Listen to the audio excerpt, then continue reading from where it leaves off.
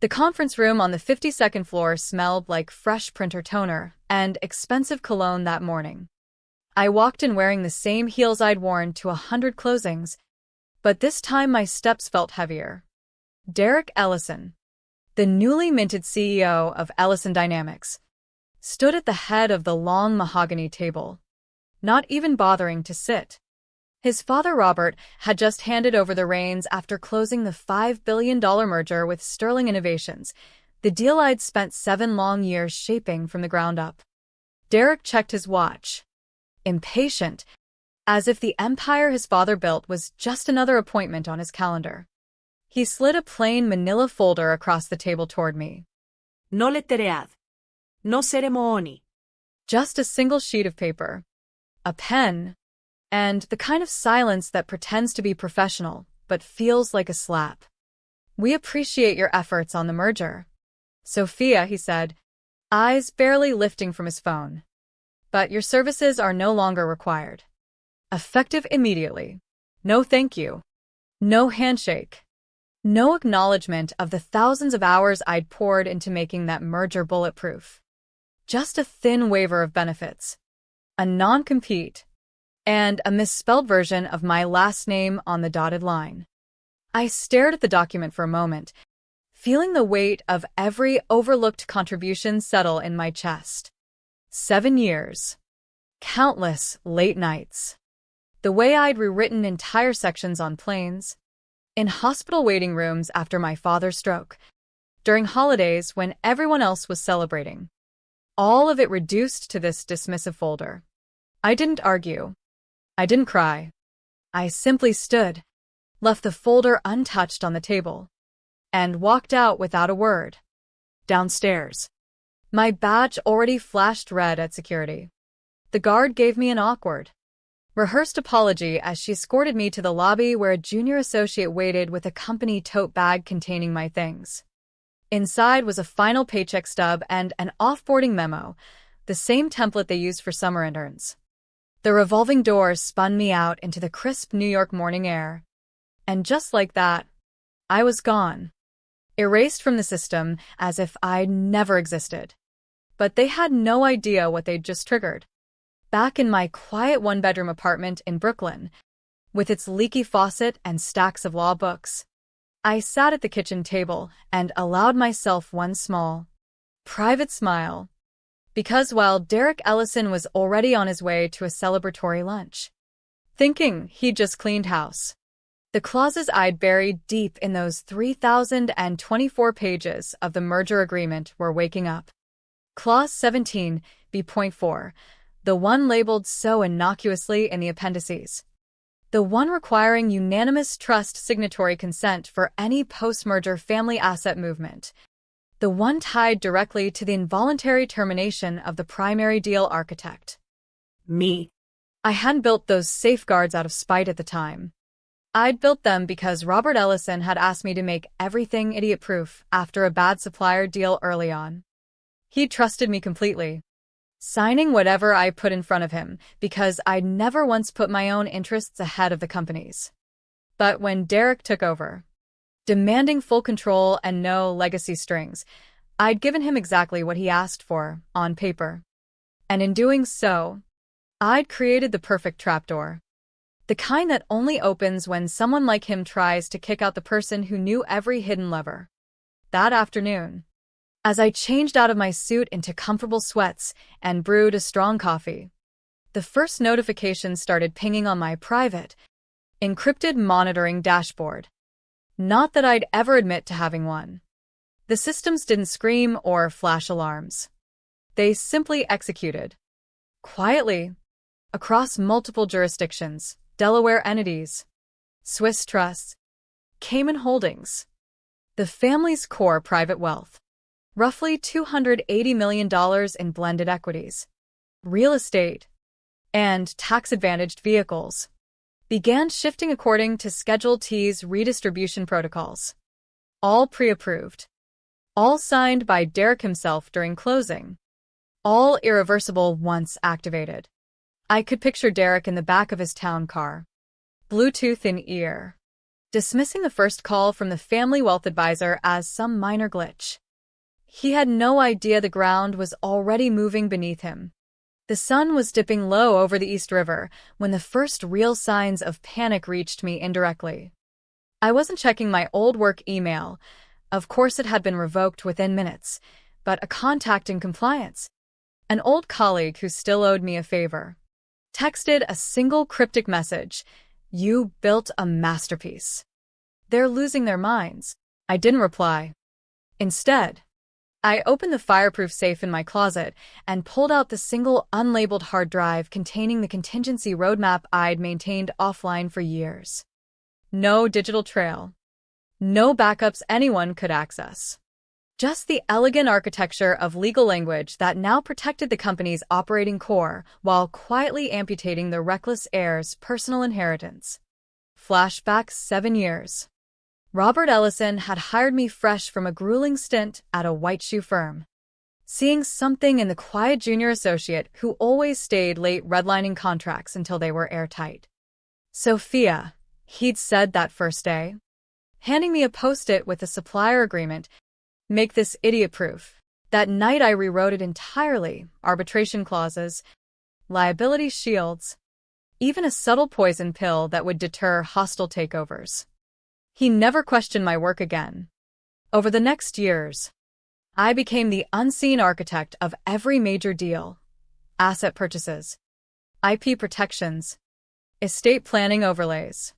When the Sterling Innovations merger talks began, it was my chance to capstone everything. I redesigned the entire corporate structure from scratch.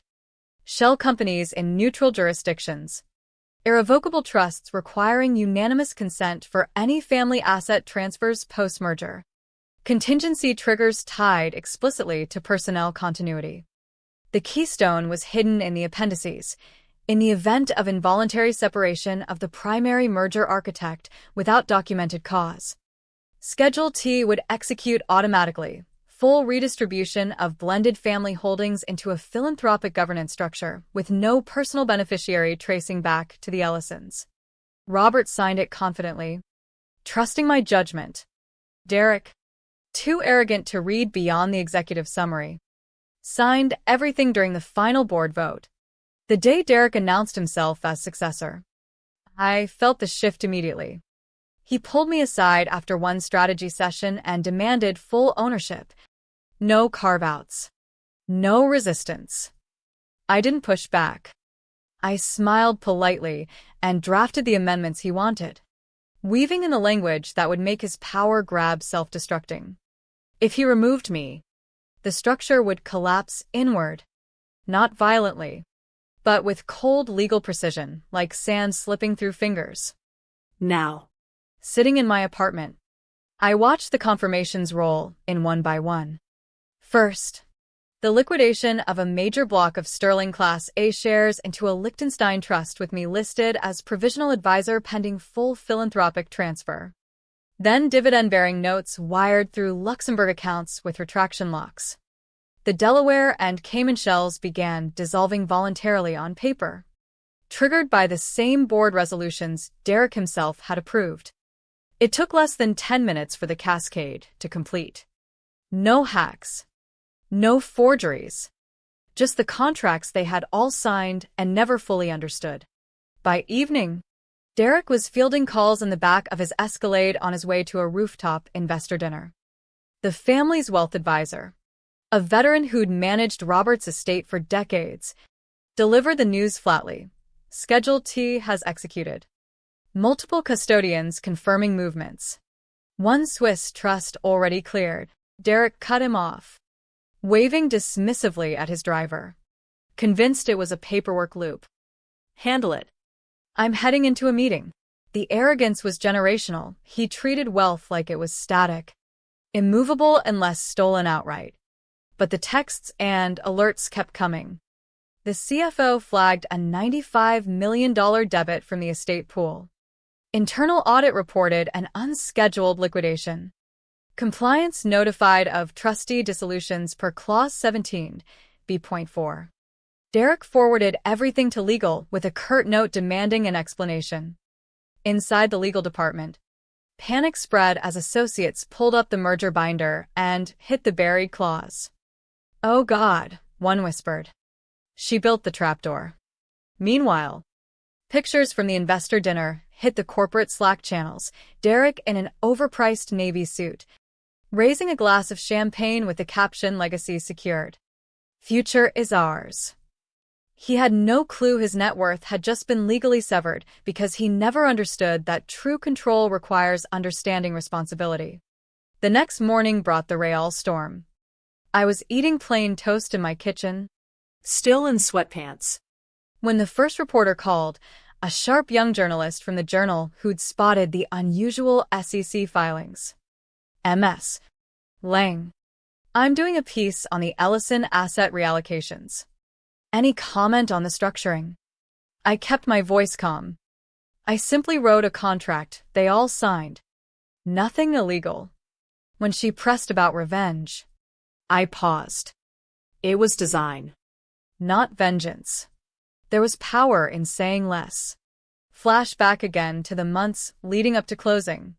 I'd worked around the clock, threading interlock clauses through the foundations no one else studied. Everything conditional. Time released. Tied to personnel. Section 17 reference Schedule T innocuously. Full redistribution of family-held assets post-merger contingent on non-causal removal of the original architect. I insisted 3 external firms, including Derek's preferred transactional counsel, review and initial every page. They approved without questioning the why. Robert had grown tired by then, focused on legacy, ready to hand off. Derek was hungry, Proud. convinced he was born for this. When he demanded amendments stripping legacy protections, I delivered them exactly as requested, but the language ensured the moment he fired me, the blended trusts would unwind under preset philanthropic governance. The company itself remained intact, operating assets untouched, but the family's personal fortune, the part that funded their lifestyle and influence, was redirected irrevocably. Derek stormed the boardroom that morning, shirt wrinkled, tie askew, in full denial. "This is temporary. Back-end error." The CFO, Pale. slid him a flowchart of transfers, all verified, finalized, irreversible. "Why didn't anyone catch this?" Derek barked. Legal replied evenly. "The clause is airtight. Your father signed it. You signed it." The board signed it. It was reviewed by multiple firms. When asked who drafted it, a junior officer whispered, "She did." The room fell silent under the weight of that revelation. Robert Ellison, frail now, was wheeled in by an aide. He looked at his son, then the confirmations. "You fired the architect," he rasped. Derek protested desperately. "Dad, it was a mistake. I didn't know." Robert's reply cut deep. "You didn't read. I gave you the kingdom. You burned the blueprints." A director asked how to fix it. General counsel shook her head. "We don't. It's self-executing. Already finalized." Derek turned crimson. "This is fraud. She tricked us." Robert snapped back. "She protected us. I told her to design safeguards in case someone reckless tried to unseat the builders." The realization hit Derek like a physical blow. He toasted legacy protected while sitting on a foundation of sand I'd poured myself. I didn't gloat. Back home, I watched the stock stabilize as investors realized the operating company was secure. The Ellison name, once synonymous with power, became a whispered cautionary tale in boardrooms nationwide. By afternoon, the media storm intensified. Headlines screamed about sudden asset declines, merger stability questions, dynasty cracks. Derek was transitioned out within 72 hours, no severance package, no recommendation, just a quiet exit. Robert issued one statement: "My only regret is forgetting who built the walls before we painted the ceiling." He never named me, but everyone knew. In my apartment that evening, my attorney Evelyn reviewed the final philanthropic assignments. The assets now sat under a Zurich-registered foundation with an independent ethics board I'd helped select years earlier. No personal benefit to me, just clean governance. The redistribution had never been about greed. It was about protecting the integrity of what I'd built from arrogance that threatened to destroy it. Derek's spiral continued privately. Emergency calls with estate planners, frantic board sessions, even a desperate outreach to his father that went unanswered. The board autopsy revealed the clause in full, highlighted, annotated, bulletproof. No override possible post-activation. Assistants watched the implosion from outside the glass walls like witnesses at a funeral. Weeks later, I walked past a newsstand and saw Derek's face on a magazine cover. Unprecedented mismanagement. I kept walking. No calls. No public statements. Just the quiet satisfaction of completion. The company survived. Stronger for the safeguards. The family fortune was rehomed philanthropically, serving broader good instead of funding recklessness.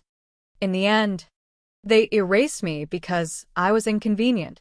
So I erased their illusion of unchecked power, not with anger, but with precision. The architecture held because I designed it to outlast egos. What lingered was the haunting question: how many empires fall not from enemies outside, but from heirs who never read the blueprints? The lesson echoed in silence. True legacy isn't inherited. It's earned through respect, diligence, and understanding every line on the page. I had built something remarkable, and in doing so, ensured it endured beyond any one person's arrogance.